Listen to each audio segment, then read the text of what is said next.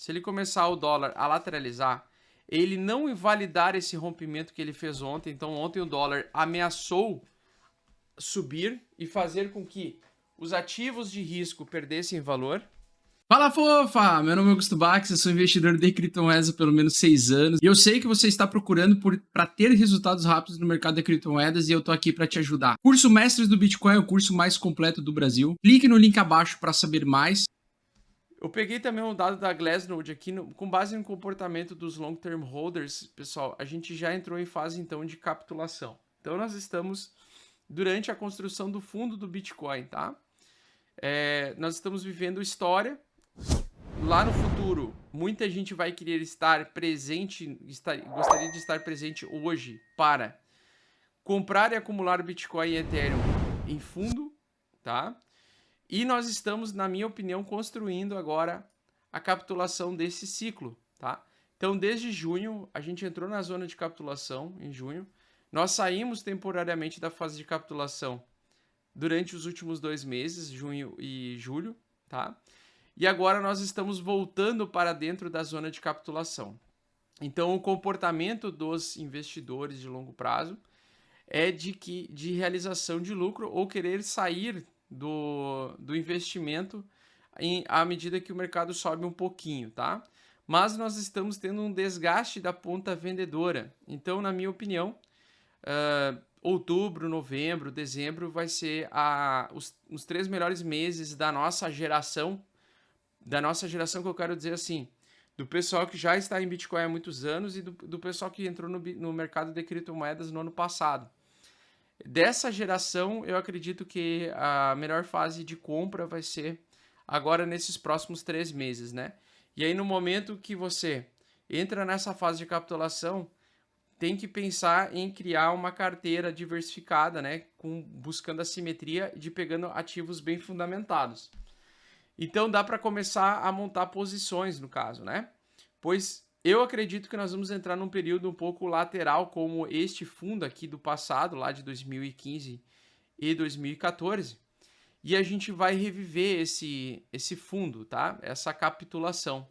Então, durante essa capitulação, nós vamos ter altas no meio do caminho, com quedas também em retestes de fundo. Então, é um período um pouco cabuloso, mas é um período de compra de fundo, tá? E no caso do gráfico aqui, do gráfico de 1 hora aqui do Ethereum de Lamey, né? O Ethereum da massa, muito provável que o preço queira atingir exatamente este nível aqui, que é a entrada dessa barra, podendo realmente ter resistência aqui nos $1.700. Se ele conseguir romper e começar a construir topos e fundos ascendentes no final de semana, tá, pessoal? No final de semana, ele pode, rompendo essa resistência dos $1.700, entregar uma alta até os $2.000, tá? Então, se ele conseguir romper os $1.700, na minha opinião, o preço do Ethereum pode buscar os $2.000 durante o final de semana, com uma velocidade bem interessante. Ele já vem fazendo topos e fundos ascendentes no gráfico de 1 hora. Ele estava indefinido antes da abertura desses indicadores, tá? Ele praticamente fez um triângulo simétrico, né? Que era um momento de indecisão do mercado, e ele poderia romper para qualquer um dos lados. Como veio com os indicadores mostrando que o apertamento quantitativo está fazendo efeito, a gente pode ver uma alta em breve acontecendo, tá?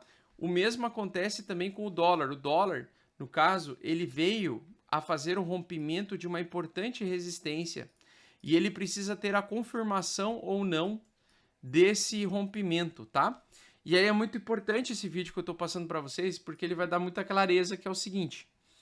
Vocês lembram que eu comentei já há algumas semanas que o dólar, quando ele enfraquece, os ativos de risco, eles tendem a se valorizar, certo? Certo? Aqui, ó, deixa eu pegar esse lado aqui, ó, pronto. E aí, recentemente, ele pegou, deixa eu só unir aqui os topos, pronto. Ele recentemente saiu de uma tendência de alta, então ele estava numa tendência de alta, e aí quando ele veio para continuar dentro desse canal de alta, né, ele saiu temporariamente do canal de alta, nesse dia que ele saiu desse canal de alta. Quando ele saiu desse canal de alta, ele conseguiu retornar, certo? Ele retornou. Só que no momento que ele retorna, deixa eu só ajeitar aqui a linha, deixar o mais toques possíveis aqui, pronto. No momento que ele retorna para a linha, tá? Ele tem uma coisa que é muito comum de acontecer, que é evoluir para um canal lateral, tá? Então, evoluir para um canal lateral. Então, quando ele sai de um canal de alta, ele evolui para um canal lateral para ou continuar subindo lá na frente, ou reverter, fazer a reversão, tá? Então, o que acontece? Se ele fizer a lateralidade aqui dentro, se ele começar o dólar a lateralizar, ele não invalidar esse rompimento que ele fez ontem. Então, ontem o dólar ameaçou subir e fazer com que os ativos de risco perdessem valor, tá? Então, como ele ameaçou vir romper ontem aqui, ó, ele rompeu a resistência. O mesmo que vale para o dólar, vale para todos os ativos de toda a natureza. Toda vez que nós temos o rompimento de uma resistência majoritária, nós precisamos ter a confirmação desse rompimento. Então ele fez o rompimento dessa resistência e agora ele precisa, em 2 barras, conseguir entregar a alta, tá? Como ele fez essa vermelha aqui, tá? Ele fez essa vermelha, atingiu a região de Fibo aqui, 0,618 de Fibo e conseguiu se segurar. Se ele fizer uma nova barra de alta aqui, na semana que vem, nós vamos ter ele voltando para dentro do canal de alta de fato e voltando a ter tendência de alta, tá? Então ele precisa de 2 barras de confirmação. Ele fez uma barra e se essa barra ele perder a região 618 de Fibonacci e ela devolver, o dólar cair e perder este fundo aqui, tá? Ele vai voltar a fazer uma ação do preço para dentro do canal lateral e o dólar tenderá a se lateralizar. E aí, se isso acontecer, provavelmente você vai ver fundo formando em Bitcoin, fundo formando em Ethereum, fundo formando em S&P 500, fundo formando em várias ações americanas, tá? Se ele voltar e entrar dentro dessa lateralidade, o que indicaria que ele entregaria possivelmente um período mais longo de alta, ou um pullback de alta, que poderia vir até a metade desse canal aqui, para depois ele voltar lá na frente e perder. E aí seria uma coisa mais de longo prazo, tá? Mas no caso aqui, eu tô de olho muito nesse rompimento, se ele vai ser verdadeiro ou se ele vai ser um falso rompimento do gráfico do dólar. Se ele for um falso rompimento do gráfico do dólar, valerá a pena ficar comprado por um período breve de tempo para pegar um pullback de alta nos ativos de risco.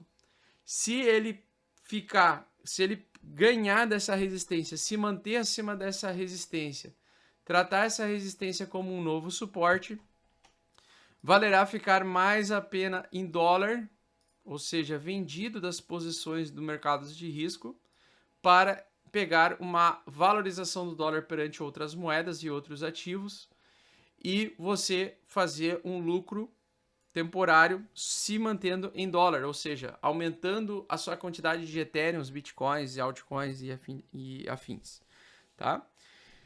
E aí uma coisa que defende a ideia de que ele vai lateralizar agora, além dos dados virem uns dados pessimistas econômicos e isso promover uma alta nos mercados voláteis, é interessante, né?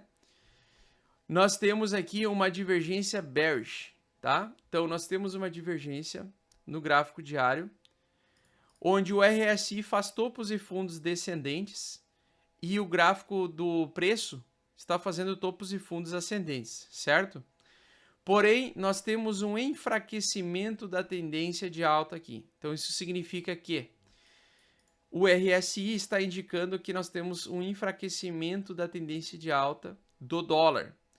Com o enfraquecimento da tendência de alta do dólar, isso significa que aumenta-se, se ele perder este fundo anterior aqui, então, novamente sendo repetitivo, se ele perder esta barra de alta aqui, esse rompimento for um falso rompimento de alta, nós vamos ver os mercados subirem tá?